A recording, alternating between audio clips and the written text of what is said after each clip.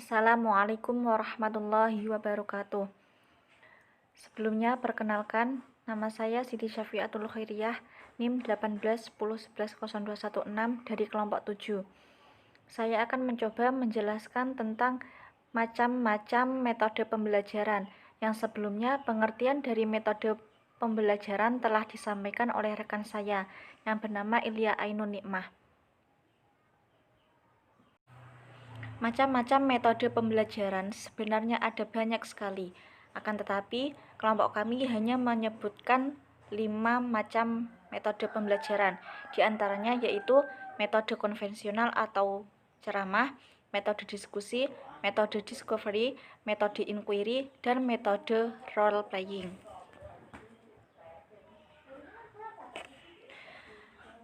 Yang pertama yaitu metode konvensional atau ceramah. Metode ceramah sering juga disebut sebagai metode konvensional atau tradisional. Penggunaan metode ceramah sebaiknya menggunakan alat bantu atau media agar peserta didik tidak mudah bosan. Dalam penyampaian pembelajaran dengan metode ceramah, guru harus menggunakan kalimat-kalimat yang mudah dipahami oleh peserta didik. Metode ini sejak dulu bahkan sampai sekarang telah dipergunakan guru sebagai cara untuk menyampaikan materi kepada peserta didiknya. Langkah-langkah metode ceramah yaitu yang pertama menyampaikan tujuan pembelajaran, yang kedua menyesuaikan ketepatan metode, yang ketiga mengelola perhatian dan kondisi peserta didik, yang keempat presentasi materi, yang kelima memberikan konklusi atau kesimpulan materi pembelajaran yang disampaikan, dan yang terakhir yaitu melakukan evaluasi. Metode ceramah memiliki beberapa kelebihan, yaitu diantaranya yaitu yang pertama, guru mudah menguasai kelas, yang kedua, menghemat waktu, yang ketiga, guru dapat menggunakan pengalamannya dalam pembelajaran, yang keempat, dapat diikuti oleh peserta didik dalam jumlah yang besar, yang selanjutnya yaitu dapat mencakup materi pembelajaran dalam jumlah yang besar. Di samping memiliki kelebihan, metode ceramah juga memiliki kelemahan, yaitu diantaranya kegiatan pembelajaran menjadi verbalisme, tidak dapat mencakup berbagai tipe belajar peserta didik, membosankan bagi peserta didik apabila terlalu lama, sukar mengontrol sejauh mana pemahaman peserta didik menjadi pasif, terus kurang menarik apabila guru kurang cakap dalam berbicara, guru cenderung otoriter, kemudian membuat peserta didik tergantung pada gurunya. Selanjutnya yaitu metode diskusi.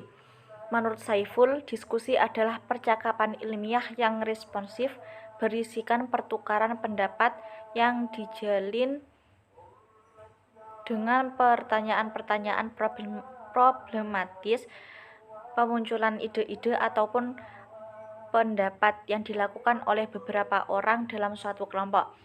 Metode diskusi adalah metode yang bertujuan untuk memecahkan masalah atau menemukan solusi masalah yang ditemukan dalam pembahasan materi pelajaran.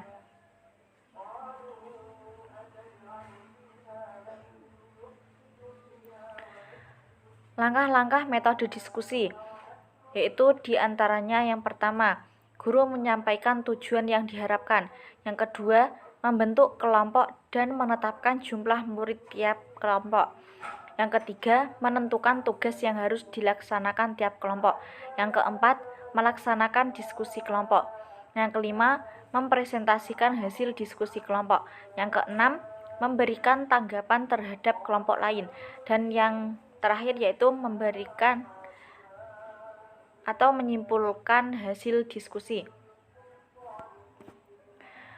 Metode diskusi memiliki kelebihan-kelebihan diantaranya yaitu melibatkan peserta didik secara langsung dalam pembelajaran,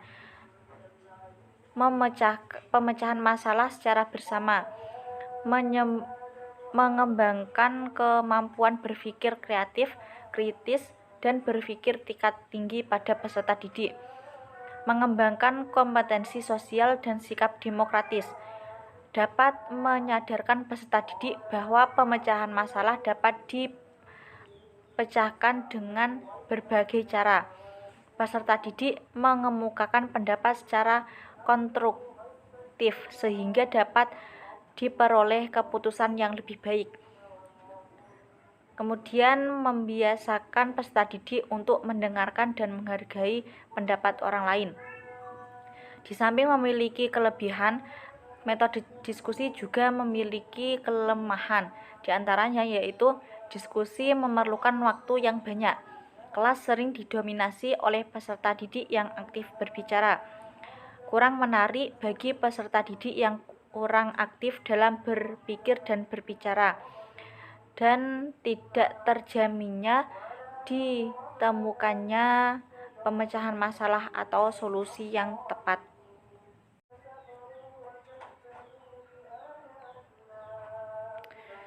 Kemudian metode discovery.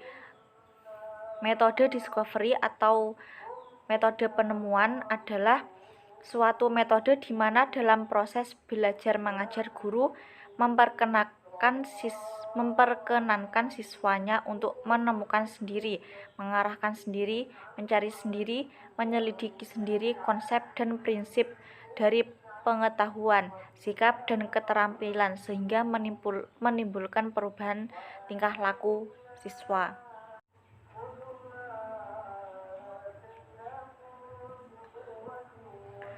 Langkah-langkah metode discovery diantaranya yaitu yang pertama, identifikasi kebutuhan siswa.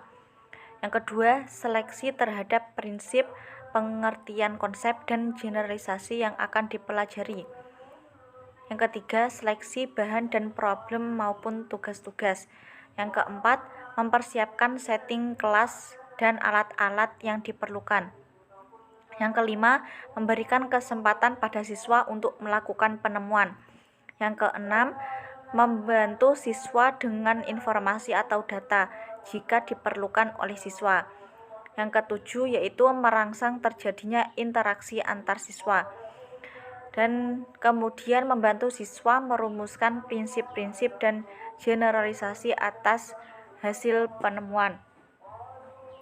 Metode discovery memiliki beberapa kelebihan, yaitu diantaranya membantu siswa mengembangkan penguasaan keterampilan dalam proses kognitif siswa, membangkitkan semangat belajar peserta didik, memberikan semangat pada peserta didik untuk lebih maju sesuai dengan kemampuannya sendiri.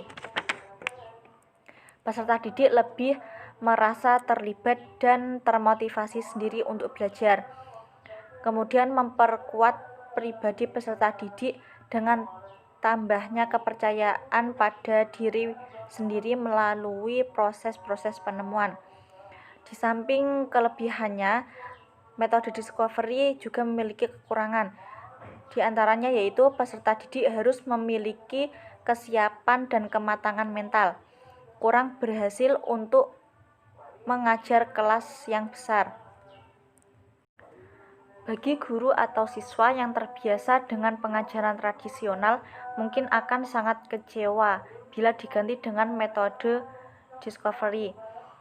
Selanjutnya, terlalu mementingkan proses perolehan pengertian dan kurang memperhatikan perolehan sikap dan keterampilan.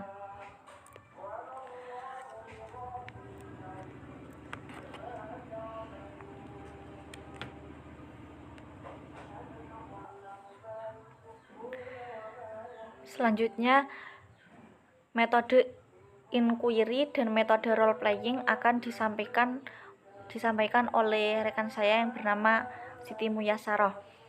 Demikian yang bisa saya sampaikan. Kurang lebihnya saya mohon maaf yang sebesar-besarnya. Wassalamualaikum warahmatullahi wabarakatuh.